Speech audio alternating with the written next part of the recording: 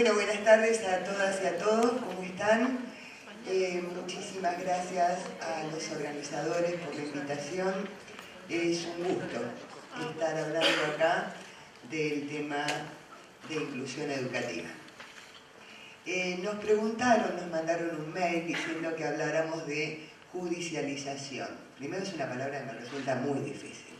Segundo, que en general al Ministerio Nacional de Educación no nos llegan este tipo de consultas. En general se resuelven o no dentro de las jurisdicciones. También es cierto que dentro del Ministerio de Educación tampoco hay quienes resuelvan los temas legales respecto a educación, ¿sí?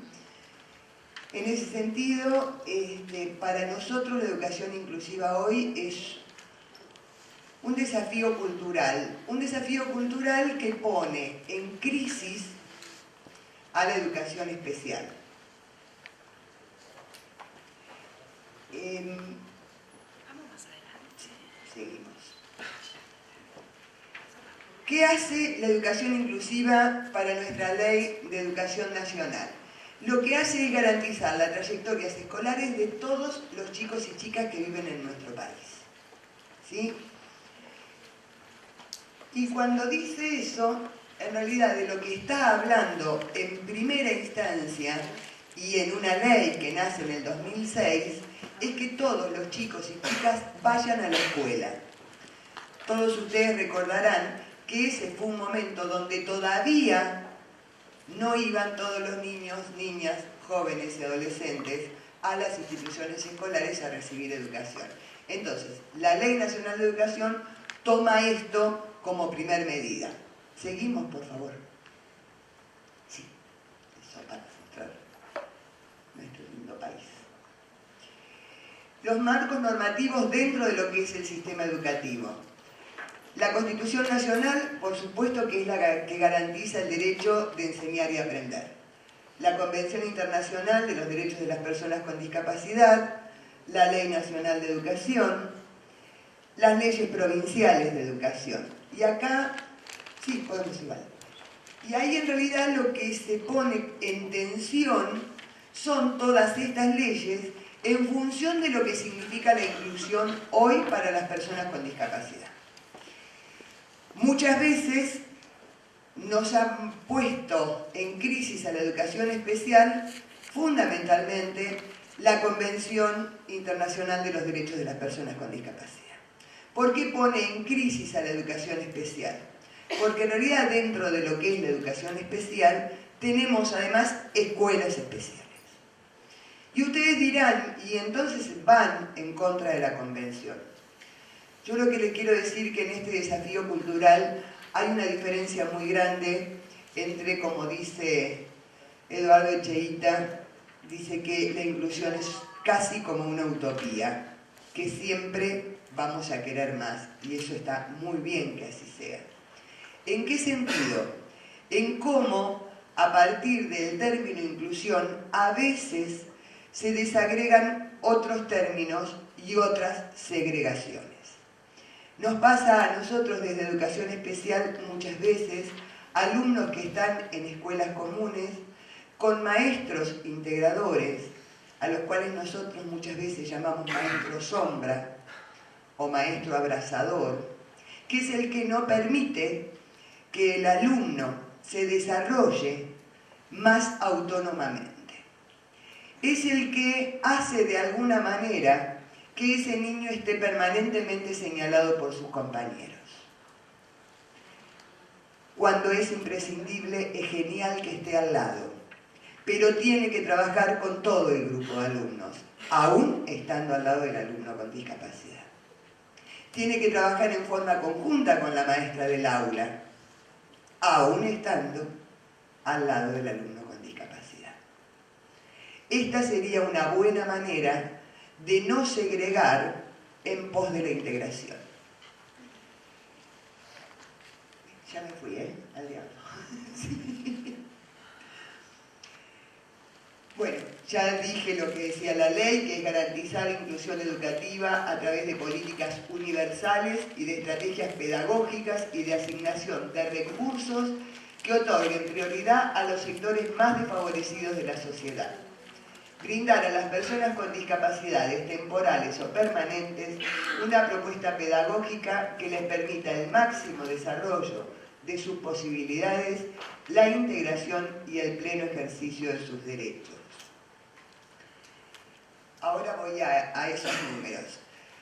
Para nosotros la integración, en algún momento, Vernon Muñoz, observador de los temas de discapacidad, dijo que estaba en contra de la integración y que estaba a favor de la inclusión.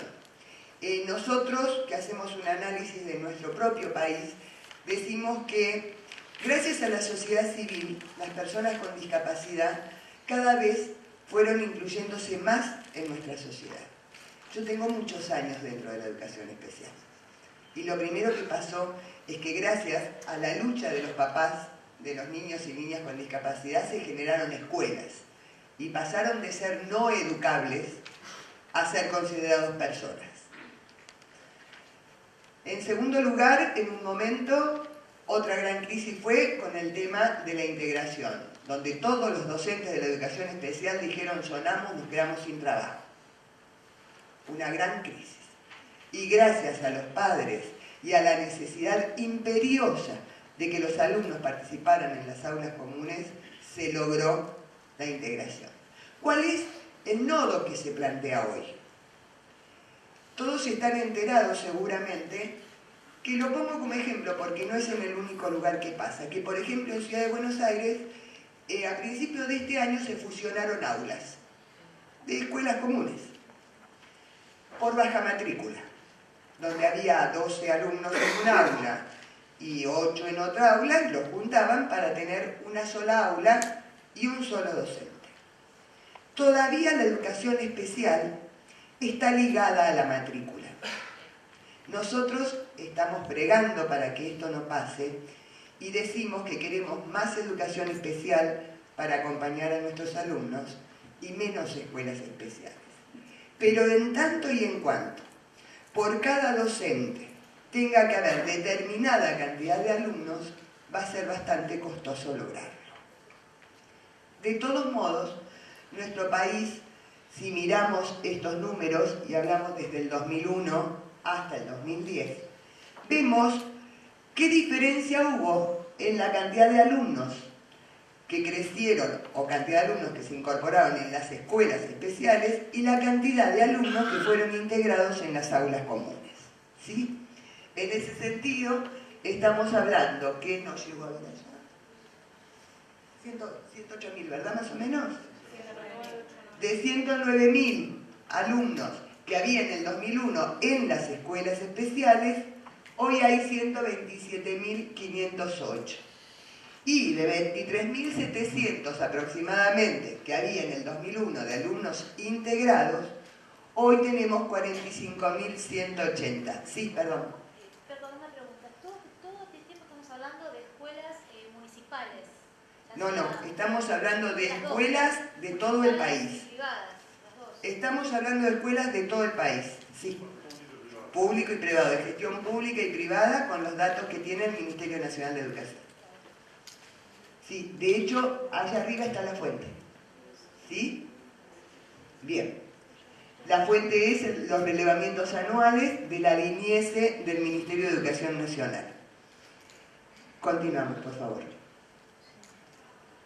No quiero cortar la inspiración, pero yo soy el verdugo de tiempo. ¿Cuánto me queda? 3. ¿3? Lo digo justamente para eso. Perfecto. Para que te organices.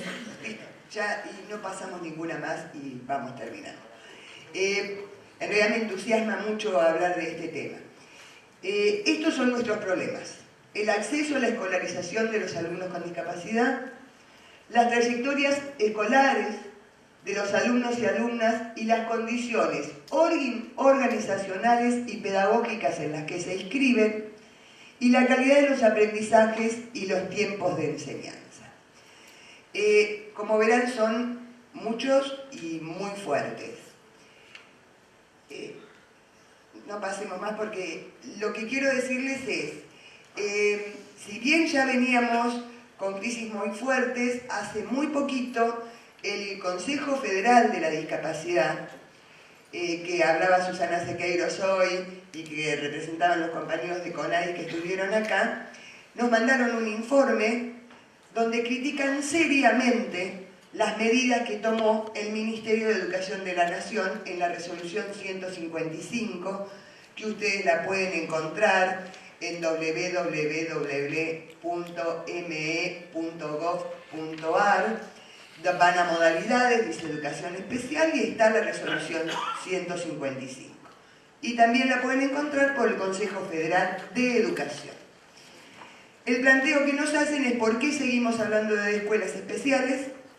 El planteo que nos hacen es por qué no hablamos de inclusión plena, ¿sí? Y nosotros contestamos que la tensión que hay entre la utopía y el deseo de que todos los niños, niñas, adolescentes y jóvenes estén en la escuela común, más las resistencias de algunos papás que encontraron en la escuela especial un mimo, porque los venían paseando de un lado a otro y ahí encontraron que sus hijos podían estar contenidos y aprender. Entre la pelea docente y entre que el consenso tiene que ser de las 24 provincias, la verdad que tenemos un problema. Tenemos un problema y agradecemos fuertemente el cuestionamiento, porque esto nos ha hecho repensarnos otra vez y en forma constante. También nosotros, me preguntaba la señora o señorita, si yo me refería a escuelas estatales y privadas o de gestión pública y privada, le contesté que sí, y en realidad nosotros pretendemos desde el Ministerio Nacional de Educación que estas políticas también sean para todos, que no sean solo las políticas para las escuelas de gestión pública. Bueno, nada más.